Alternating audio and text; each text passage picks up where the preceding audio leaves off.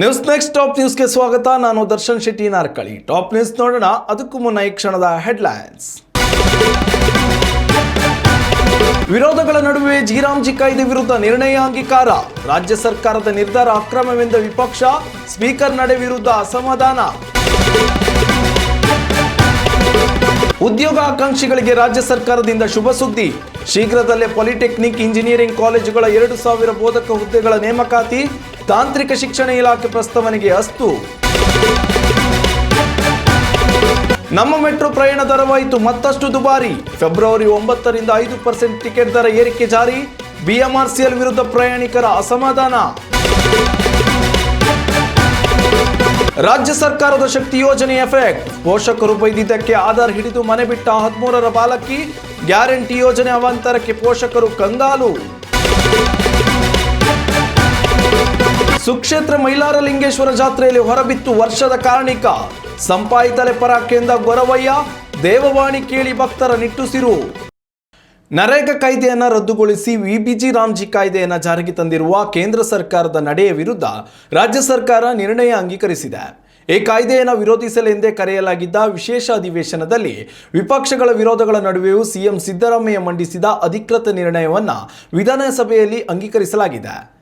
ರಾಮ್ಜಿ ವಿರುದ್ಧ ಸಿಎಂ ಸಿದ್ದರಾಮಯ್ಯ ಮಂಡಿಸಿದ್ದ ನಿರ್ಣಯವನ್ನು ಸ್ಪೀಕರ್ ಯುಟಿ ಖಾದರ್ ಧ್ವನಿ ಮತಕ್ಕೆ ಹಾಕಿದರು. ಬಳಿಕ ಈ ನಿರ್ಣಯ ಅಂಗೀಕಾರಗೊಂಡಿದೆ ಎಂದು ಸ್ಪೀಕರ್ ಘೋಷಿಸಿದ್ದಾರೆ. ಇದಾದ ಬಳಿಕ ಕಲಾಪ ಅನಿರ್ದಿಷ್ಟಾವಧಿಗೆ ಮುಂದೂಡಿಕೆ ಕೂಡ ಆಯಿತು. ರಾಜ್ಯ ಸರ್ಕಾರದ ನಡೆಯನ್ನು ಖಂಡಿಸಿದ ವಿಪಕ್ಷ ನಾಯಕ ಆರ್ ಅಶೋಕ್ ವಿಧಾನಸಭೆಯಲ್ಲಿ ದೌರ್ಜನ್ಯ ಎಸಗಿ ಈ ನಿರ್ಣಯ ಅಂಗೀಕರಿಸಲಾಗಿದೆ.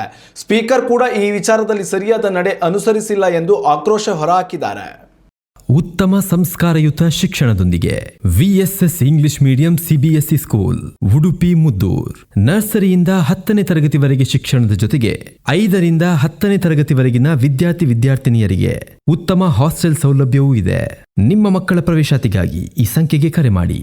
ಪ್ರಥಮ ದರ್ಜೆ ಕಾಲೇಜುಗಳಲ್ಲಿನ 825 ಸಹಾಯಕ ಪ್ರಾಧ್ಯಾಪಕ ಹುದ್ದೆ, ಪಾಲಿಟೆಕ್ನಿಕ್ಗಳಲ್ಲಿನ 941 ಉಪನ್ಯಾಸಕರ ಹುದ್ದೆ, ಇಂಜಿನಿಯರಿಂಗ್ ಕಾಲೇಜುಗಳಿಗೆ 186 ಸಹಾಯಕ ಪ್ರಾಧ್ಯಾಪಕ ಹುದ್ದೆ ಮತ್ತು ಯುವಿಸಿಯ 47 ಬೋಧಕ ಹುದ್ದೆಗಳು ಸೇರಿ ಒಟ್ಟು 2000 ಹುದ್ದೆಗಳ ಭರ್ತಿಗೆ ಉನ್ನತ ಶಿಕ್ಷಣ ಇಲಾಖೆಗೆ ಪ್ರಸ್ತಾವನೆ ಸಲ್ಲಿಸಲಾಗಿತ್ತು. ತಾಂತ್ರಿಕ ಶಿಕ್ಷಣ ಇಲಾಖೆಯ ಈ ಮನವಿಗೆ ಸ್ಪಂದಿಸಿರುವ ಉನ್ನತ ಶಿಕ್ಷಣ ಇಲಾಖೆಯು ಆರ್ಥಿಕ ಇಲಾಖೆಯ ಸಲಹೆಗಳನ್ನು ಆಧರಿಸಿ ನೇಮಕಾತಿಗೆ ಷರತ್ತುಬದ್ಧ ಅನುಮತಿ ನೀಡಿದೆ. ಈ ಹುದ್ದೆಗಳನ್ನು ವೃಂದ ಮತ್ತು ನೇಮಕಾತಿ ನಿಯಮಗಳ ಅಡಿಯಲ್ಲಿ ಅಗತ್ಯ ವಿದ್ಯಾರ್ಹತೆ, ನೇಮಕಾತಿ ವಿಧಾನದಂತೆ ನೇರ ನೇಮಕಾತಿ ಮೂಲಕ ಭರ್ತಿ ಮಾಡುವಂತೆ ಸೂಚನೆ ನೀಡಲಾಗಿದೆ.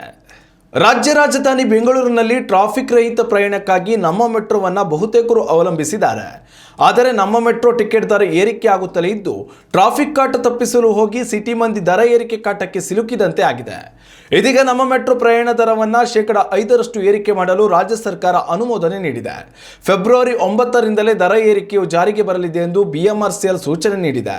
ಇದು ನಮ್ಮ ಮೆಟ್ರೋ ಪ್ರಯಾಣಿಕರ ಅಸಮಾಧಾನಕ್ಕೆ ಕಾರಣವಾಗಿದೆ. ಕಳೆದ ವರ್ಷ ಕೂಡ ಫೆಬ್ರವರಿ 9ರಿಂದಲೇ ಮೆಟ್ರೋ ಪ್ರಯಾಣ ದರವನ್ನು ಏರಿಕೆ ಮಾಡಲಾಗಿತ್ತು.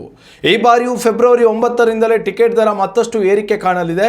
ಕನಿಷ್ಠ 2ರಿಂದ 5 ರೂಪಾಯಿಗಳವರೆಗೆ ದರ ಏರಿಕೆ ಆಗಬಹುದು ಎಂದು ಬಿಎಂಆರ್ಸಿಎಲ್ ತಿಳಿಸಿದೆ. ನಿರ್ವಹಣಾ ಕಾರಣ ನೀಡಿ ಮೆಟ್ರೋ ಟಿಕೆಟ್ ದರ ಏರಿಕೆ ಮಾಡುವಂತೆ ಸರ್ಕಾರಕ್ಕೆ ಬಿಎಂಆರ್ಸಿಎಲ್ ಪ್ರಸ್ತಾವನೆ ಸಲ್ಲಿಸಿತು. ಕಳೆದ 2 ವರ್ಷಗಳಿಂದ ಫೆಬ್ರವರಿ 9ಕ್ಕೆ ಮೆಟ್ರೋ ಪ್ರಯಾಣ ದರ ಏರಿಕೆ ಆಗುತ್ತಿರುವ ಸಂಪ್ರದಾಯವನ್ನು ನೋಡಿದರೆ ಪ್ರತಿ ವರ್ಷ ಫೆಬ್ರವರಿ 9ರಂದು ಬೆಲೆ ಏರಿಕೆಯ ಸಂಪ್ರದಾಯ ಮುಂದುವರಿಯಬಹುದಾ ಎಂಬ ಅನುಮಾನ ಕೂಡ ಇದೀಗ ಸಿಟಿ ಮಂದಿಯಲ್ಲಿ ಮೂಡಿದೆ. ವೇಗದ ಆರಾಮದಾಯಕ ಪ್ರಯಾಣ ರಾಜಧಾನಿ ಮಂದಿಯ ಜೇಬು ಸುಡುತ್ತಿದ್ದು ಅದ್ಯಾವಾಗ ಈ ಅಸಮಾಧಾನ ಪ್ರತಿಭಟನೆಯ ರೂಪ ತಾಳುತ್ತೋ ಎಂಬುದನ್ನು ಕಾದು ನೋಡಬೇಕಿದೆ. ಉತ್ತಮ ಸಂಸ್ಕಾರಯುತ ಶಿಕ್ಷಣದೊಂದಿಗೆ VSS English medium CBSE school Udupi Muddur.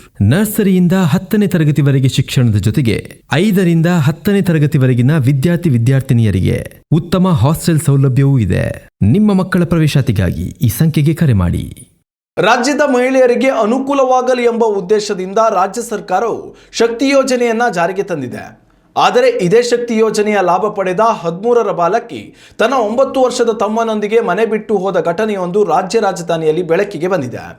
ಬೆಂಗಳೂರಿನ ಮಾರತಹಳ್ಳಿಯ ಅಶ್ವತ್ಥನಗರ ನಿವಾಸಿಯಾಗಿರುವ ದಂಪತಿ ಮಗಳು ಟ್ಯೂಷನ್ ಹೋಗಿಲ್ಲ ಎಂಬ ಕಾರಣಕ್ಕೆ ಆಕೆಗೆ ಬೈದಿದ್ದರು ಎನ್ನಲಾಗಿದೆ. ಇದಕ್ಕೆ ಕೋಪ ಮಾಡಿಕೊಂಡ ಬಾಲಕಿಯು ಆಧಾರ್ ಕಾರ್ಡ್ ಹಿಡಿದುಕೊಂಡು ಜೊತೆಗೆ ತಮ್ಮನನ್ನು ಕರೆದುಕೊಂಡು ಮನೆ ತೊರೆದಿದ್ದಾಳೆ. ಮನೆಯಲ್ಲಿ ಮಕ್ಕಳು ಇಲ್ಲದನ್ನು ಗಮನಿಸಿದ ಪೋಷಕರು HAL ಪೊಲೀಸ್ ಠಾಣೆಗೆ ದೂರು ನೀಡಿದರು. ರಾಜ್ಯದ ಎಲ್ಲ ಪೊಲೀಸ್ ಠಾಣೆಗಳಿಗೆ ಈ ವಿಚಾರ ತಿಳಿಸಿದ ಪೊಲೀಸರು ಸಾಮಾಜಿಕ ಜಾಲತಾಣಗಳಲ್ಲಿಯೂ ಮಕ್ಕಳ ಫೋಟೋ ಬಿಡುಗಡೆಗೊಳಿಸಿದರು. ಚಿತ್ರದುರ್ಗದಲ್ಲಿ ಈ ಮಕ್ಕಳನ್ನು ಗುರುತಿಸಿದ ವ್ಯಕ್ತಿಯೊಬ್ಬರು ಪೊಲೀಸರಿಗೆ ಮಾಹಿತಿಯನ್ನು ನೀಡಿದ್ದಾರೆ. ಕೂಡಲೇ ಕಾರ್ಯಪ್ರವೃತ್ತರಾದ ಪೊಲೀಸರು ಮಕ್ಕಳನ್ನು ಬೆಂಗಳೂರಿಗೆ ಕರೆತಂದು ಪೋಷಕರ ಕೈಗೆ ಸುರಕ್ಷಿತವಾಗಿ ಒಪ್ಪಿಸಿದ್ದಾರೆ. ವಿಜಯನಗರ ಜಿಲ್ಲೆ ಹೂವಿನಹಡಗಲಿ ತಾಲೂಕಿನ ಐತಿಹಾಸಿಕ ಸುಕ್ಷೇತ್ರ ಮೈಲಾರದಲ್ಲಿ ನಡೆಯುವ ಲಿಂಗೇಶ್ವರ ಜಾತ್ರಾ ಮಹೋತ್ಸವದಲ್ಲಿ ಈ ಬಾರಿ ಜನಸ್ತೋಮವೇ ಹರಿದು ಬಂದಿತು. ಈ ಜಾತ್ರೆಯ ಪ್ರಮುಖ ಆಕರ್ಷಣೆಯಾಗಿರುವ ಕಾರ್ಣಿಕ ನುಡಿ 2026 ಹೊರಬಿದ್ದಿದ್ದು ಭವಿಷ್ಯವಾಣಿ ತಿಳಿದು ಭಕ್ತಾದಿಗಳು ಸಂತಸ ವ್ಯಕ್ತಪಡಿಸಿದ್ದಾರೆ. 18 ಅಡಿ ಬಿಲ್ಲನೇರಿದ ಗೊರವಯ್ಯ ರಾಮಪ್ಪ ಸಂಪಾಯಿತಲೆ ಪರಾಕ್ ಎಂದು ದೇವವಾಣಿ ನುಡಿದಿದ್ದಾರೆ. ವರ್ಷಕ್ಕೊಮ್ಮೆ ನುಡಿಯುವ ಈ ಭವಿಷ್ಯವಾಣಿಯು ನಮ್ಮ ನಾಡಿನ ಮಳೆ ಬೆಳೆ ರಾಜಕೀಯಗಳ ಏಳು ಬೀಳುಗಳ ಬಗ್ಗೆ ನೀಡುವ ಮುನ್ಸೂಚನೆಯಾಗಿದೆ. ಈ ಬಾರಿ ಗೊರವಯ್ಯ ಸಂಪಾಯಿತಲೆ ಪರಾಕ್ ಎಂದು ಹೇಳಿದ್ದಾರೆ. ಇದರ ಅರ್ಥ ಈ ವರ್ಷದ ನಾಡಿನಲ್ಲಿ ಸಮೃದ್ಧಿ, ಸುಖ, ಶಾಂತಿ ಹಾಗೂ ನೆಮ್ಮದಿ ನೆಲೆಸಲಿದೆ. ರಾಜ್ಯದಲ್ಲಿ ಉತ್ತಮ ಮಳೆ ಬೆಳೆ ಆಗಲಿದೆ ಹಾಗೂ ಯಾವುದೇ ಪ್ರಾಕೃತಿಕ ವಿಕೋಪಗಳು ಸಂಭವಿಸುವುದಿಲ್ಲ. ರಾಜಕೀಯದಲ್ಲಿಯೂ ಯಾವುದೇ ಅಸ್ಥಿರತೆ ಇಲ್ಲ ಎಂದು ಹೇಳಿದೆ. ಇನ್ನಷ್ಟು ತಾಜಾ ಸುದ್ದಿಗಳಿಗಾಗಿ ನೋಡ್ತಾ ಇರಿ ನ್ಯೂಸ್ ನೆಕ್ಸ್ಟ್. ಇದು ವರ್ತಮಾನದ ಕೈಗನ್ನಡಿ. ಉತ್ತಮ ಸಂಸ್ಕಾರಯುತ ಶಿಕ್ಷಣದೊಂದಿಗೆ VSS English medium CBSE school Udupi Muddur. ನರ್ಸರಿಯಿಂದ 10ನೇ ತರಗತಿವರೆಗೆ ಶಿಕ್ಷಣದ ಜೊತೆಗೆ 5ರಿಂದ 10ನೇ ತರಗತಿವರೆಗಿನ ವಿದ್ಯಾರ್ಥಿನಿಯರಿಗೆ ಉತ್ತಮ ಹಾಸ್ಟೆಲ್ ಸೌಲಭ್ಯವೂ ಇದೆ. ನಿಮ್ಮ ಮಕ್ಕಳ ಪ್ರವೇಶಾತಿಗಾಗಿ ಈ ಸಂಖ್ಯೆಗೆ ಕರೆ ಮಾಡಿ.